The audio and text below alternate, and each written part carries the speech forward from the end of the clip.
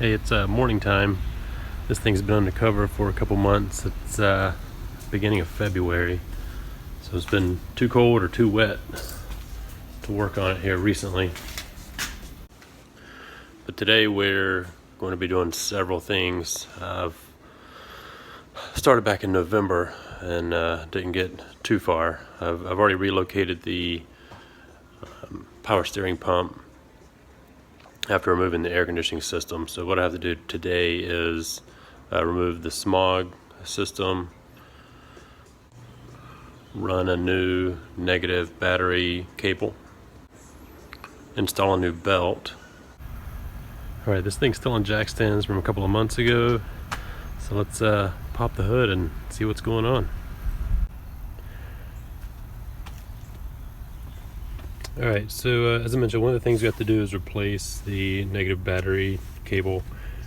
Someone who had this before put on this short cable and they just had it mounted to the top of the air conditioning bracket that was over here. So this is the incorrect cable. The factory cable is much longer and it mounts underneath the engine block under here. The distributor, as I mentioned, I had to replace. So I'm going to pull off all the cables, distributor. We'll put the factory TFI back on because I think the factory TFI was good, so I'm going to keep using the factory one instead of this aftermarket one. Then I'll reinstall this, reset the timing. As you can see, I've already replaced the air conditioning, so that's why you see my power steering pump up top here instead of the air conditioning compressor. And then the last thing I need to do, I'll pull this out of the way so you can see better, but the smog pump is still on. These are the lines coming from the smog pump under here. Smog pump sits right down there, so I'm going to be taking that off. These hoses, going to plug the back of the heads back here where those smog lines connect. There's one connection right down here. Same connection on the other side. As you can see, the cable they had in the car was very short, OEM style cable. It's really long because it has to go all the way around underneath the engine block, right under the front of the driver's side head. It's got the correct mount on there, where it mounts on the side of the firewall, and then the mounting clip is even made onto here to hold it in place.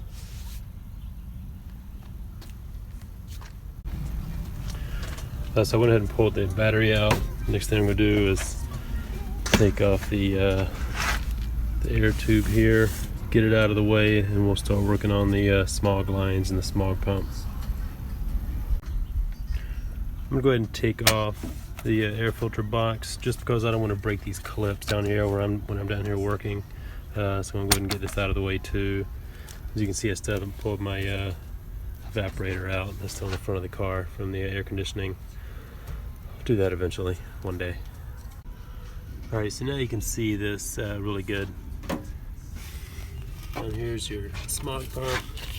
First thing I'm going to do is pull this loose, pull off the vacuum line, take this hose out. And as you can see, I pulled these spark plug cables off except for this one. And which is the main reason I'm taking all the smog stuff, just getting rid of it, because you can't even get to the spark plug wire with all this in the way. So all of this stuff will go, and we'll cap these vacuum lines off, and it should be pretty quick and easy. And most of these hose clamps are 5/16.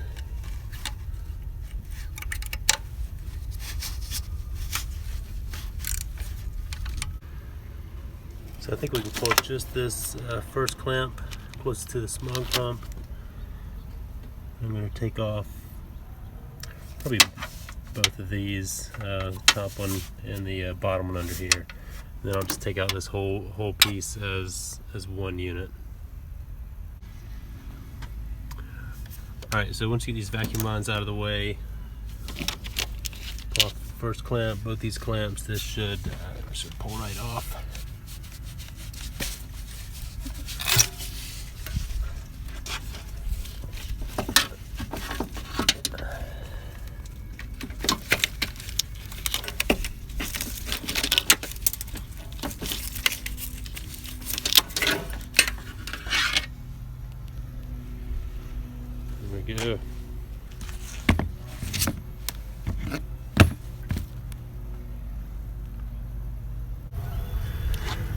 Alright, so now for the smog pump. There's one bolt right on the front, that bolt right there. So that is a 9/16. So you've got that bolt on top and underneath.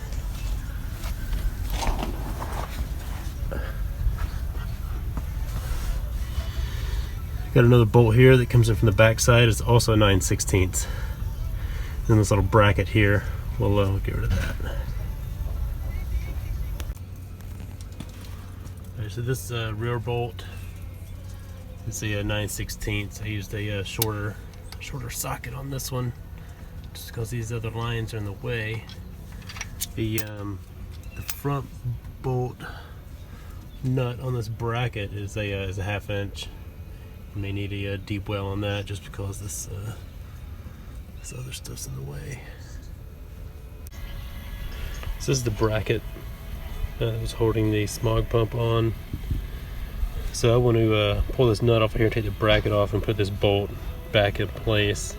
So it's a little bit too narrow for a wrench, so I'm just going to grab it with the vice grips and take this nut off. Alright, so that comes off just like that. And bracket's off, and then I've got just the bolt that I will throw back in there. Alright, so I got the bolt back in place right here. Bracket's out of the way. I went ahead and did the bottom first. That way, when I do the top, I can just let this drop out on its own. If you do the top first and you're down here taking off the bottom, the pump, smog pump could fall out and hit you. So you don't want to do that. Alright, so this bolt is now out. That's the bolt. This thing should be ready to come out of here now. This radiator hose is out of the way. So as you can see, it is loose, moving around, so it's just going to fall once you wiggle it out of position.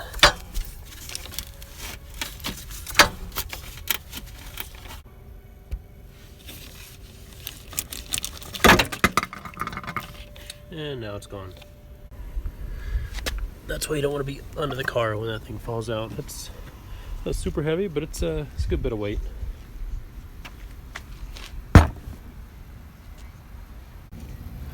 Now where the smog pump was hanging, it's a one-piece bracket here, so you don't need to put a bolt back in there. It's just going through the front of the bracket into the back of the bracket. So it's fine not to put a bolt back in that hole. Alright, so we've got the smog pump out, these lines that were here. Unfortunately, that was just the easy part. A couple big problems we're left with once you do that. This is just an exhaust leak. So we've got to pull these lines off, plug the back of the heads. Then we also have these, which would be known as a vacuum leak. So we got to trace these back. We'll pull some stuff out of here and get all that capped off. I'm going to start by removing this just to get out of the way so we can trace down these vacuum lines and see where we need to cap them. So there's a couple of 5/16 bolts that hold this to the strut tower, so I pulled those out. Just kind of pull this out of the way off to the side.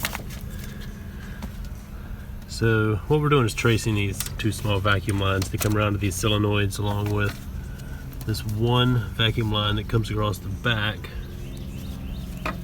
It comes down, goes into a Y connector here, right there, and then it comes down here to these solenoids.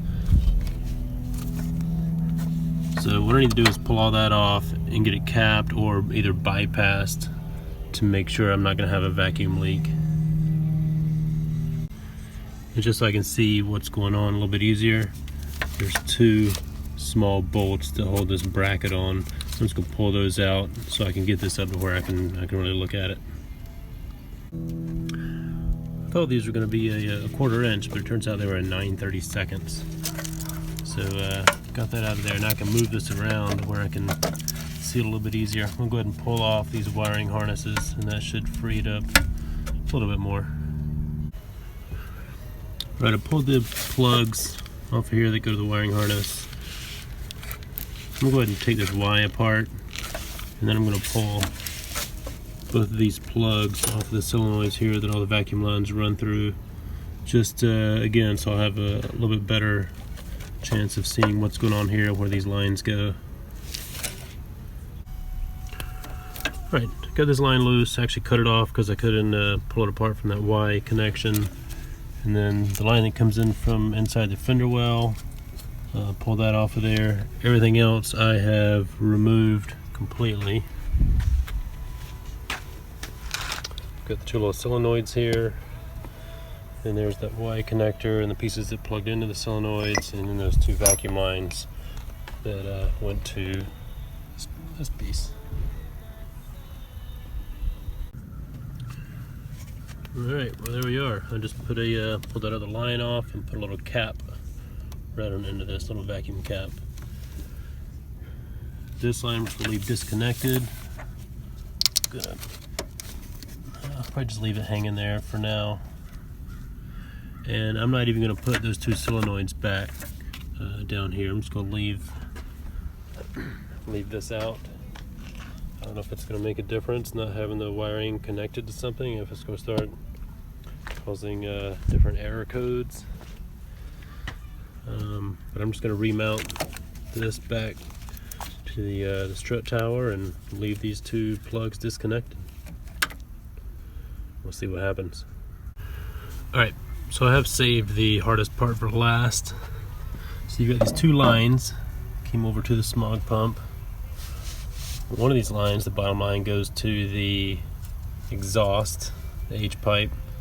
I'm going to be replacing the H pipe later on, so I'm not ready now to go down there and start trying to block that off at the exhaust. I think I'm going to block it off right here and leave it here.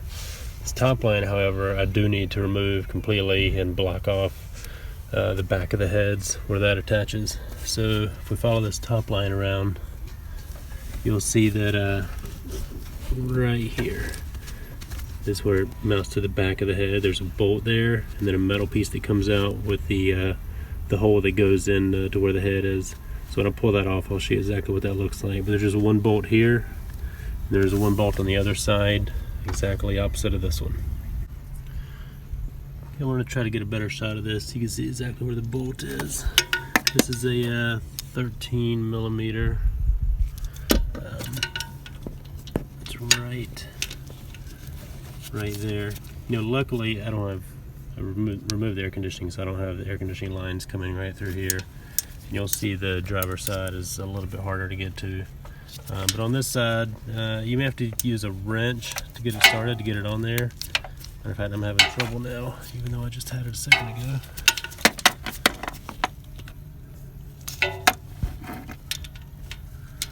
See, that's right there.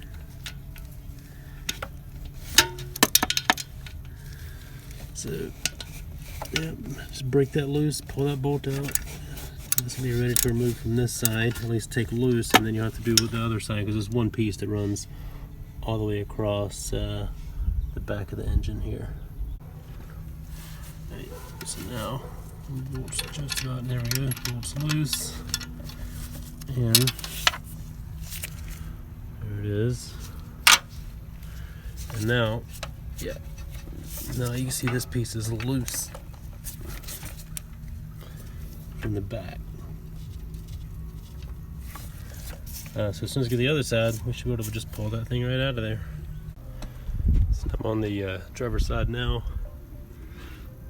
You can see right back here, there's the bolt for the driver's side. I already broke it loose, and that's right on the, it's kind of hard to tell exactly where that is. It's on the back of the head there. It is a little bit harder to get to. I wasn't able to get the socket wrench on it, so I ended up having a short 13 millimeter wrench. That was the best thing to get to it with. And once you break it loose, typically these, if If you turn it a couple times, it'll come out by hand pretty easily. Alright, so I took the bolt out on the driver's side, already had this one out, and now this thing is completely loose. Should be able to pull it right out of there. Maybe. And there it is. As you can see, it's just really caked. Let's see if I can get the camera on here. See, it's caked pretty good inside, so that's what you're gonna have inside the head. So the only problem we have now is that there's holes in your heads, so you'll have major exhaust leaks there. So we need to plug those holes where the exhaust is going into this line. So you wouldn't use those bolts because those bolts just go into metal. So you need to plug the larger hole here, which was just an air hole. God, this stuff is really hard. I think what I'm gonna do, I've seen somebody else do this. You see these pieces, it's just completely flat on the side. You can see on the back side, it's just the opposite shape, solid, flat. So really all I need to do is cut the pipe off right here, and I can just flip this piece over and use the back side of it on the opposite side, since it'll be reversed, and bolt it back in with the original bolt, and it'll block the hole instead of allowing air to pass through that hole. So I'm going to cut these pieces off and bolt them back on the opposite side. Alright, so I got both of these pieces ground off of there. So as I was doing that, I realized that they're both exactly the same. So it's not like you have to keep track of which one goes on which side, because they are identical. So just be sure you flip them around so the flat side is facing the head to block the exhaust ports. You will have to, once you get the bolt started, make sure you get this turned the right way so that it's blocking the hole in the head. Already got both those plugs bolted on. There's the one on the passenger side. Driver's side's on there. Had to use the wrench again to get that tightened down all the way, but it's back there. I did realize when I was putting these back on, it is a 1/2 inch, not a 13 millimeter. Alright, so that's it. Final step I took was to block off this line. This goes to the stock H pipe, which I will be removing eventually, hopefully in a couple of months. But since I'm not removing it yet, I decided just to leave this pipe in place, and I just blocked it off, plugged it in this little piece of hose here, plugged that so I don't have an exhaust leak coming from the H pipe. But that's it. So as you can see, all this area is now free and clear. A little bit of weight off the front. I'm actually going to weigh all this Smog equipment and see exactly how much it weighs. Alright, so I've got everything I took off. I'm just going to throw it on the scale here.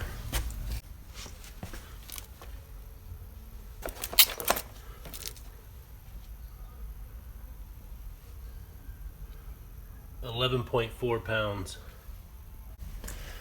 So that's a good amount of weight off the front of the car. So I think that's it for this video. I'll have some more videos coming up soon. I've got several projects. One, I've got to replace the motor mounts because these are shot.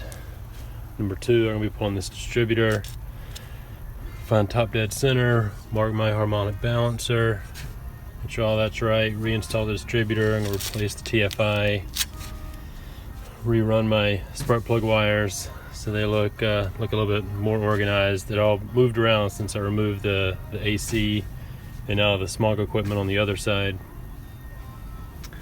And you know, like I mentioned earlier, reinstall the negative terminal for the battery. I'll also be putting on new headers on each side.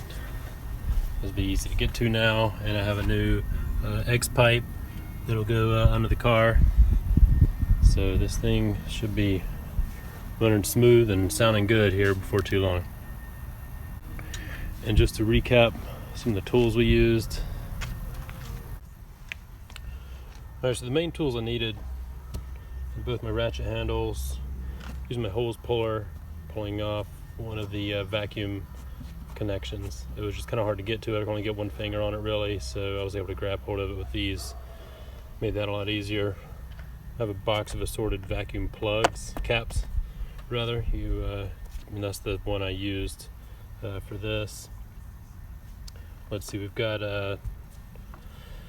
what is that? That's a 9/16 deep well and short. I got a 1/2 inch deep well and short socket plus a short 1/2 inch wrench. And then 5/16 short and a deep well, and this is a 9/32 socket. You'll need one of those, and that's pretty much it. And then use my grinder, cutting off the brackets off the end of that pipe, and that's it. I wanted to add real quick, I tried to put on this 73.5 inch belt. That's what the guy said, where I bought the AC Delete bracket, power steering relocation, and this was way too big, so I put it on the routing they say to use for the 73 inch belt, which didn't work. And then I switched it around and tried a different routing where if this was the AC and you were bypassing power steering below, ran it around that way, and it was still a little too big. So I'm gonna get a smaller belt, and I'll let you know what size works. Alright, I got picked up a 70.5 inch belt. Got it on there, but the belts are hitting right here underneath the tension pulley, and tension pulley is almost straight up and down, so I need a little bit shorter belt, and I'll show you the routing I used right here. Alright, here's the routing. So you can see right there where the tension pulley is, just above the water pump, where how close the belt is there. So if your belt's even a little bit too long, it's going to touch right there, so you definitely don't want that. So I'll try maybe a 69.5 inch belt, and we'll see how that works. Okay, I went with the 69 inch belt, and fits great. Just be sure you get your fingers right underneath the tension pulley here between the two sections of belt, and we're good to go.